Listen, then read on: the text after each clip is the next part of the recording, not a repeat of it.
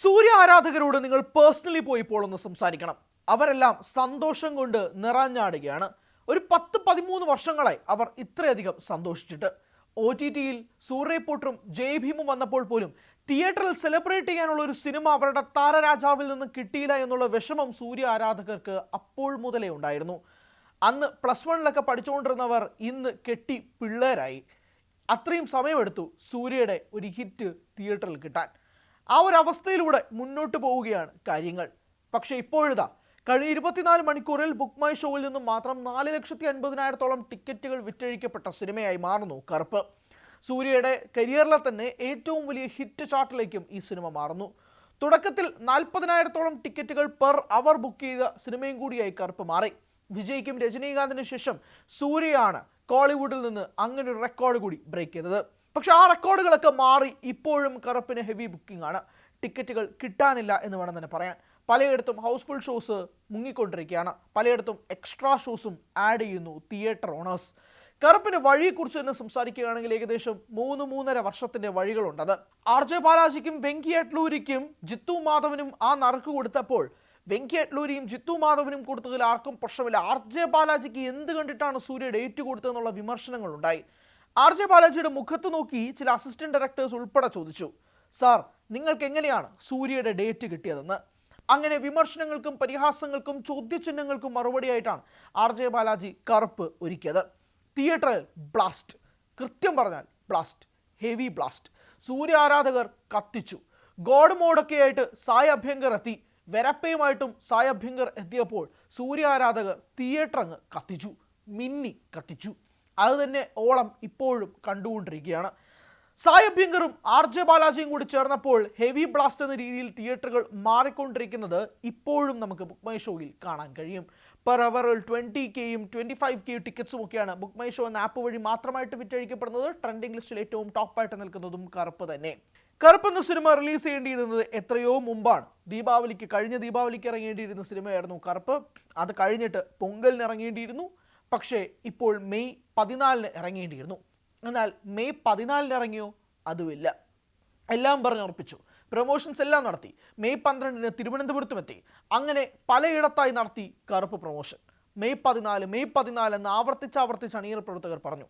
പക്ഷേ മെയ് 14 സംഭവിച്ചതിന് മുമ്പ് മെയ് 13 പോകണം.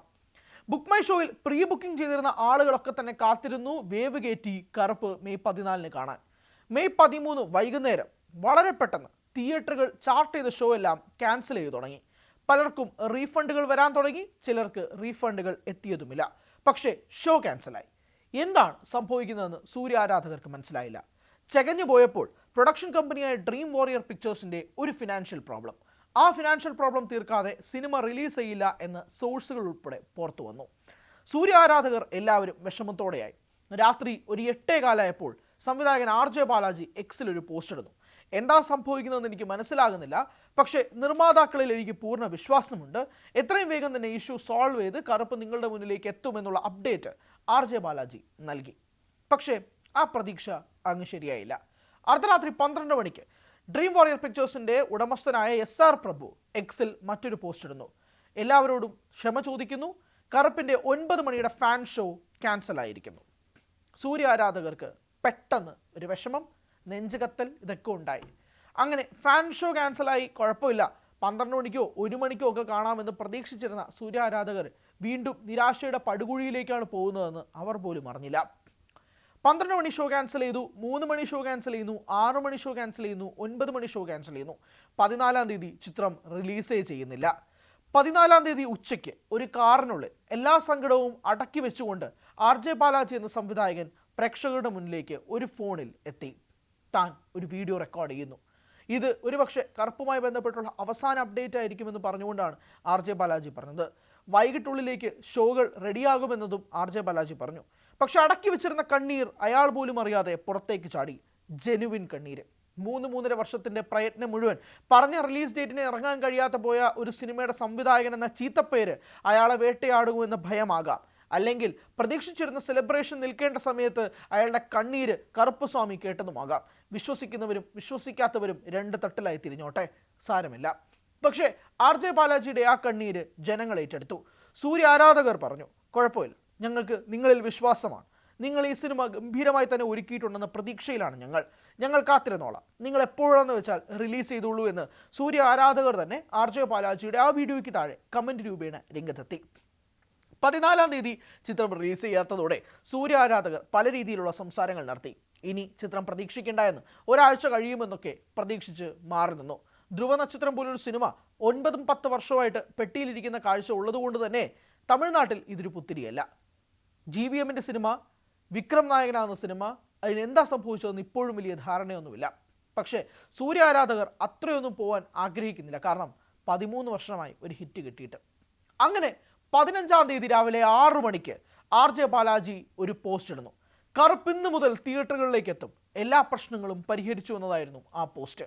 അങ്ങനെ 6 മണിക്ക് തന്നെ പുലർച്ചെ കണി കണ്ടു നടന്ന സൂര്യ ആരാധകർ ഉടനെ ബുക്ക് മൈ ഷോയും മറ്റ് ടിക്കറ്റിംഗ് പ്ലാറ്റ്ഫോംസിലും കയറി ടിക്കറ്റുകൾ ബുക്ക് ചെയ്തു.